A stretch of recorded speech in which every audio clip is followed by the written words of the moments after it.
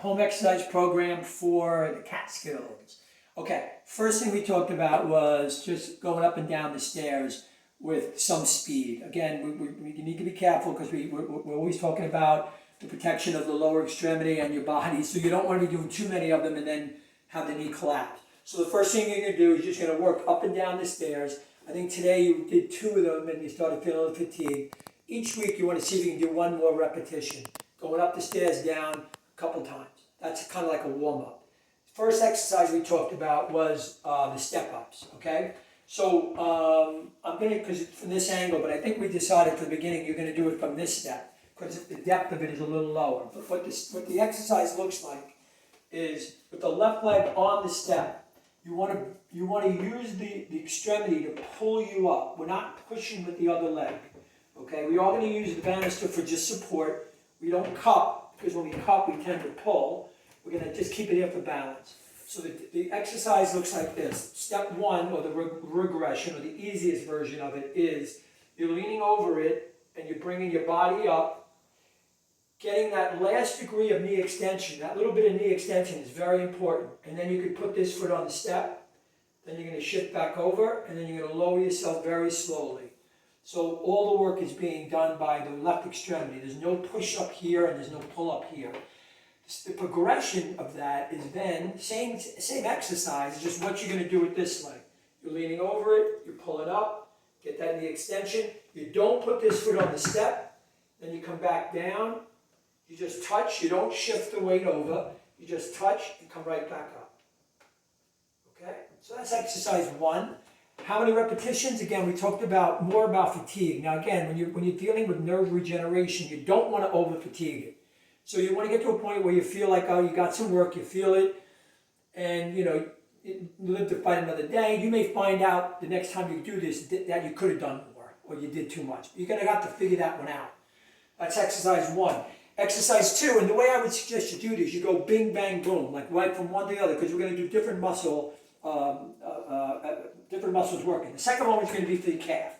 So you're going to stand at the bottom. You can do double bilateral or single. I suggest single, since this muscle group shouldn't have been infected by the injury, although it may be, like, because you haven't been using it as much, it may be a little weaker. But what you're going to do is you're going to stand on the edge of the step, so my heel's hanging off.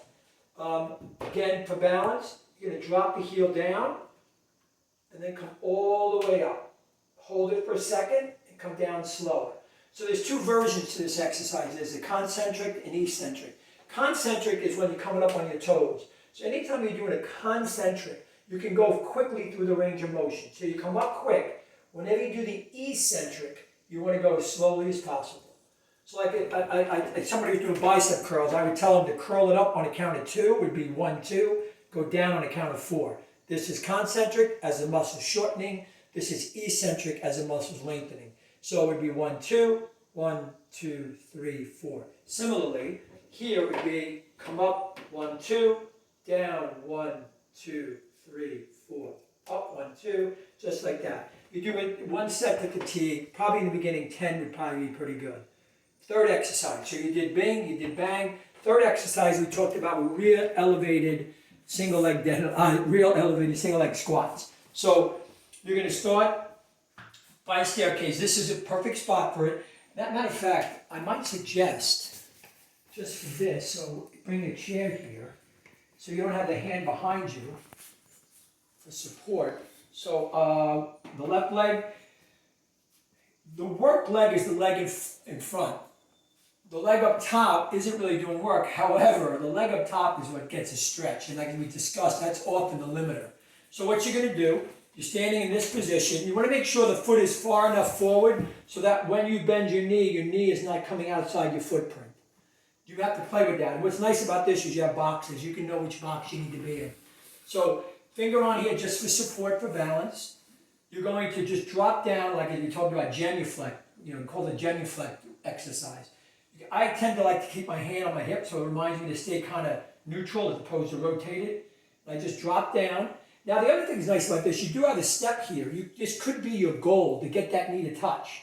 What's nice is you get a nice stretch here. Core activate the whole time. You don't want to be overarching. Core activate with a chin tuck, and then use this leg to come back up all the way through full extension. Back down, and up. So you do 8 to 10 of those. As we saw, it was harder, even though this is the weaker leg, the left leg forward, this was easier for you than this one, only because of the stretch.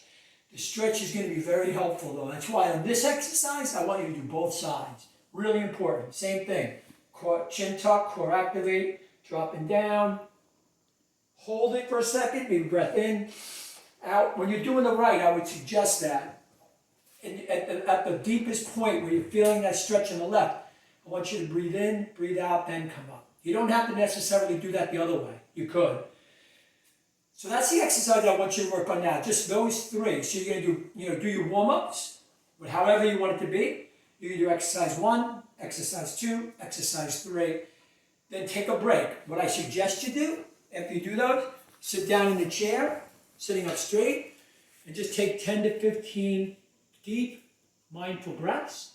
And the goal ultimately would be, it may not be right away, is you try to do 3 rounds.